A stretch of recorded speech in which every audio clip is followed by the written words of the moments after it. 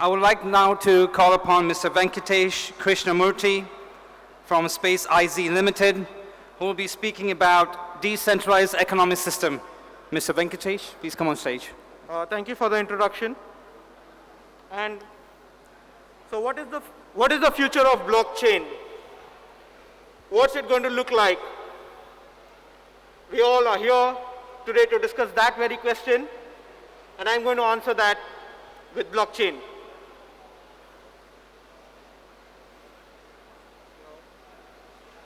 So I can give you random facts and figures.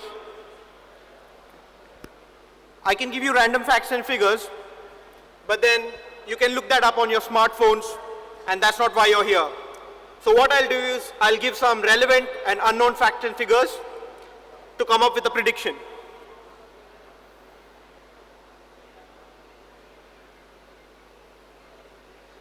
So when we talk about prediction, can anyone guess how exactly a prediction is done? Anyone? Okay, it's done by the past. So history repeats itself, and technology is no exception to that. Now, where in history can we find something as innovative as blockchain? Right? Well, the answer is the internet and the World Wide Web.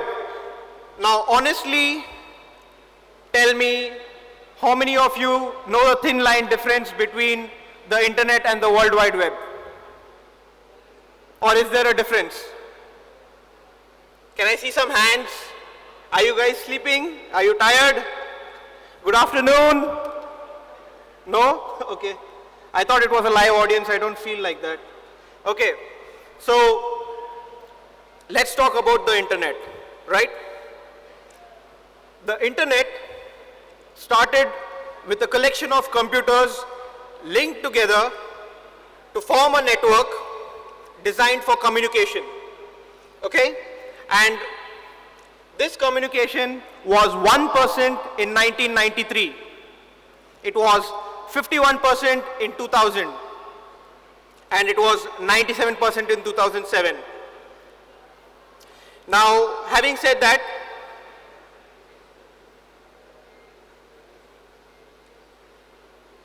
we are in a stage which is known as the pinnacle of human achievement, which is posting selfies. So all the internet communication that's been done has been evolved into research, and at the end, this is what we end up with, because it's really important. Now, before I go into what this slide is, I'll tell you the difference between, or what exactly is World Wide Web. Now, the World Wide Web is a service that is created by the internet to enable or facilitate that communication. And so there are other ways of you to pass on information, which is through email and FTP, but we are just talking about the World Wide Web here, and World Wide Web is just another service by the internet, which is created by the internet. Now, why I've chosen this slide is, you have loads of browsers out here. Now, the browser is a tool which helps you to browse the internet without even knowing what the underlying technology is. By underlying technology, I mean HTTP, HTML, and hyperlink and all that sort. So basically, there are technological advancements you don't really need to know about it. Now, it doesn't matter which brand the browser was back in 1993 or in 2020. We had Lynx, we had Netscape, we had Internet Explorer, and today we have Safari, Google Chrome, and Microsoft Edge. Now this tool has made it very easy for any layman to simply have an internet connection and go ahead and browse whatever he wants. So this is all the technological advancements we have, and you all know that you can simply have an internet connection or connect to the Wi-Fi and browse it without even knowing what the underlying technology is. Now, coming back to the present topic, blockchain. So basically, when you so with blockchain, what happens is we have information or information recorded on a database or a ledger which is transparent to its peers. However, you don't need any trust between them, and once a transaction is done, it's immutable. Now you must be around the whole day talking, like interacting with people in the DeFi space, in the crypto space and all of that. And mostly they would be talking about NFT, and you know, the application is much more than just these. And you can see here, these are big brands, and the application of blockchain is in the banking and finance, supply chain, healthcare, insurance, energy, real estate, trade, government, IoT and travel. That's quite a lot of applications we don't actually venture into. There's another slide probably, but I'll leave that for later. Now, I'll talk about a very interesting fact and a very interesting concept here. It's called the stakeholder capitalism. In the Geneva conference last year, 2019, the World Economic Forum Regional Group signed 7 principles for stakeholder capitalism. And the principles are crafting inclusive economic policies, economic integration, education systems, industrial revolution, environmental sustainability, health risks, and governance. Now, these principles are not simply just written at random. They have been heavily researched to come up with a futuristic solution.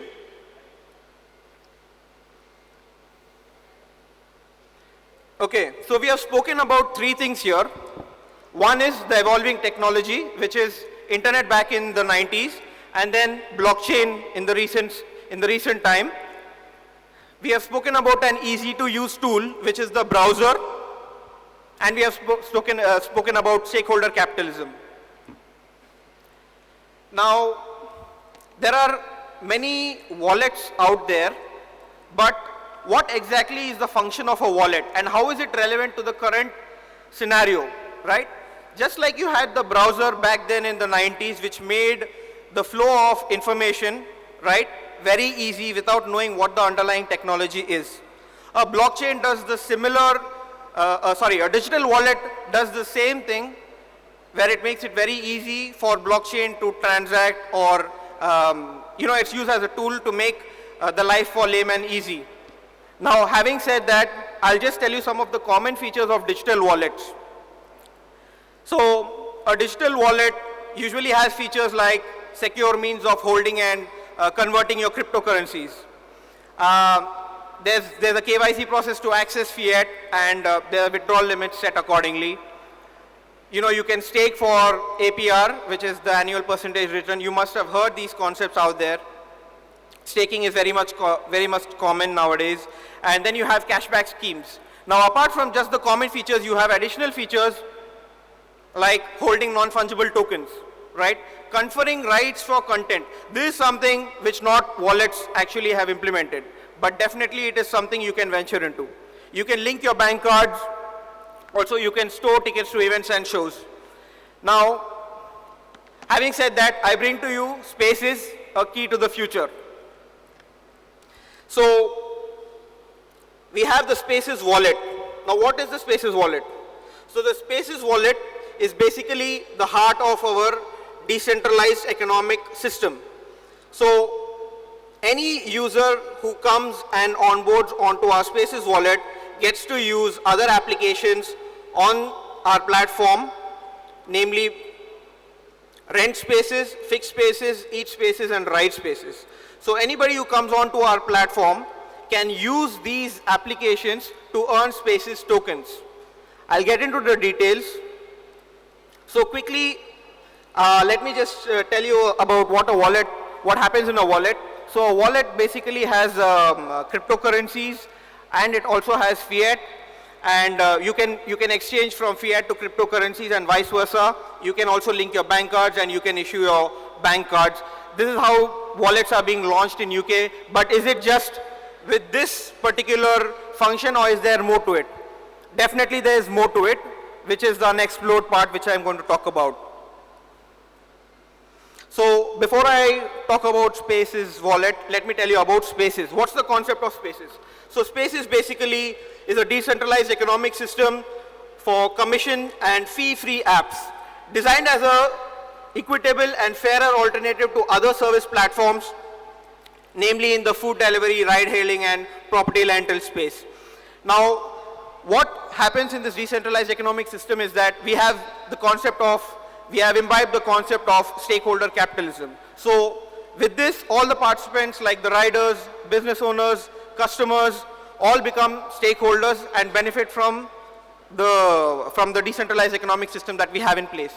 Now, we actually onboard not users but stakeholders and reward them for every single activity on our applications. Now, having said that, what's an economic activity is another concept which we have introduced. So now in the decentralized economic system, we have this economic activity which is basically anything like ordering food, or booking a cab, renting a space, or converting a currency, for which stakeholders and users will be rewarded with our tokens. Now, what's a decentralized economic system?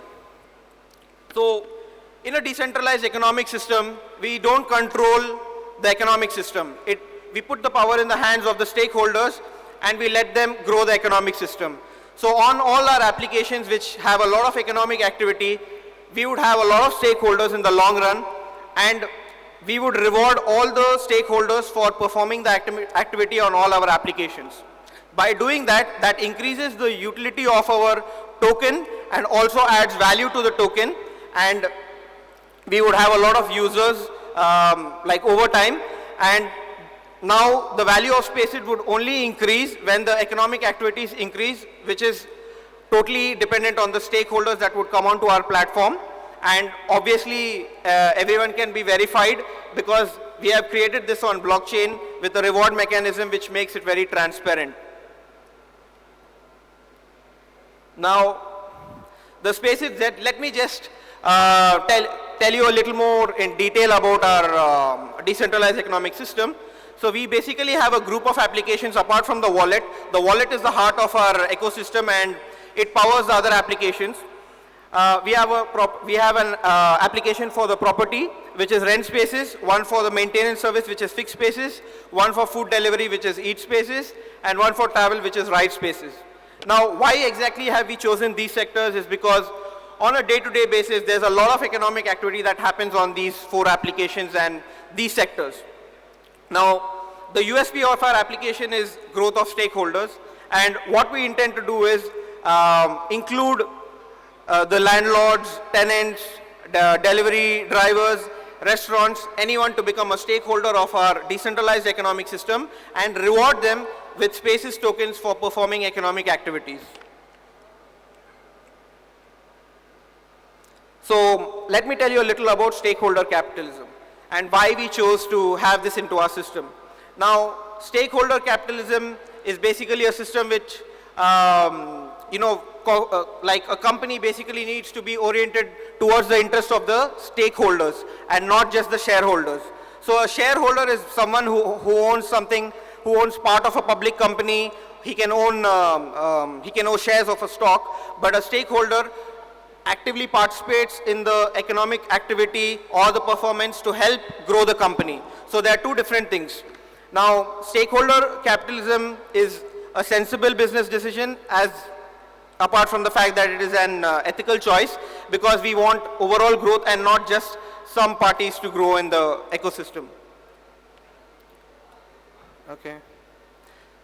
Fine. So this is just the diagram wherein we have showcased how exactly the economic activities are performed on our applications, and these economic activities are performed by Spaces customers, property owners, handymen, restaurants, and drivers. And so when economic activities are performed on these applications, they are rewarded with SPIZ tokens, which would be redeemed on the Spaces wallet. So this is how we have created our stakeholder mechanism on decentralized economic, on our decentralized economic system. Now, let me quickly tell you about a conventional app and how it works. So in a conventional app, what happens is that the restaurant will register with the app, they will probably put up the menu, and then the customer logs in and places an order. Now when he places an order, the company running the app will make money from the restaurant, and then probably they would, the driver is being paid not much as he should be actually paid. Now once this transaction is completed, there's an outcome which is, so you have an outcome here where the sales actually increase for the restaurant, and the basically the company, like any the company who is in the food delivery space, they would get higher revenues. Now the delivery driver fee is undervalued here, and then financially nothing changes for customers. So when this is because they are following the model of shareholder capitalism. We have come up with stakeholder capitalism, wherein we have 5 applications, and we give an opportunity to stakeholders to come and onboard into any of the application of their choice, and we simply reward them with our tokens. So we are not going to pump or dump the token. We are just going to reward it to the stakeholders, and the value of the token would be dependent totally on the stakeholders. Now let's take the case of Eat Spaces. So in Eat Spaces, we would have restaurants, we would have customers, we would have the drivers. Now all of them are considered as stakeholders. For example, let's say the driver actually drops someone, and then there is the customer who places an order on our application. He will earn Spaces tokens as a reward. Now when he earns Spaces tokens as a reward, initially obviously you will not be we are not focused on generating huge revenues and profits and all of that. We want to grow this organically, wherein the power would lie with the hands of the stakeholder. Now, so when we do that, you might be wondering how exactly we would sustain, right? So now our business model is, it basically works in the interest of the company and the stakeholders, right?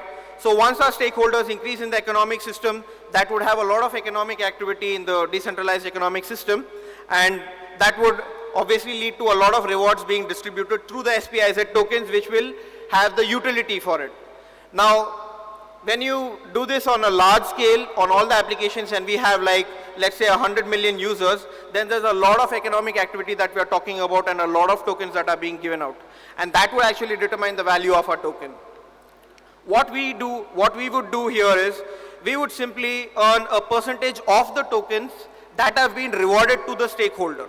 So we are not going to simply take the token and dump it on an exchange as soon as the price goes up. That's not our model.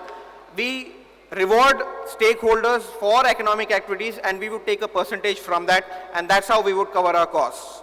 Now, apart from that, obviously we have restaurants, we have property owners and handyman services on different applications who can pay us for improving their search on our platform and the ranking, and probably run ads with the PPC model.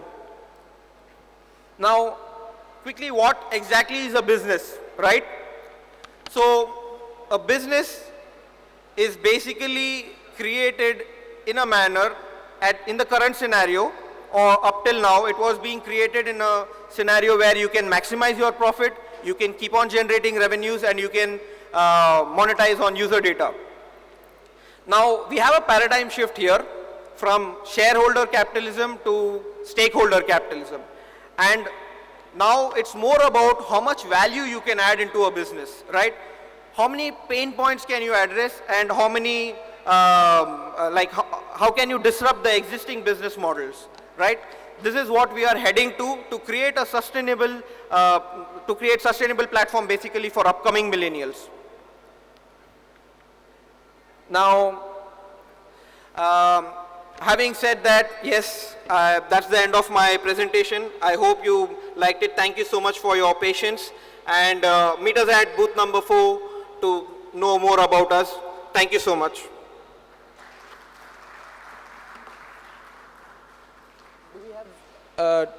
Do we have any time for queries, or like quick question and answers? Or if anyone has any questions? Okay, if anyone has any questions, yeah. Pardon?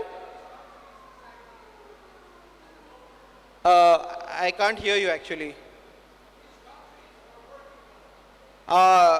We haven't. This is our launch event, so we have not launched our applications. We have the web version for the wallet ready, so you can go and check out the web version for the wallet. And Rent Space is available on Android at the moment.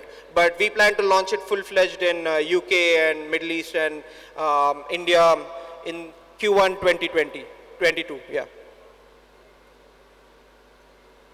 Anyone else has any questions, or I think we are good here. Yeah. No questions? Okay. Thank you so much for your patience and time. We can meet at booth number 4. Thank you.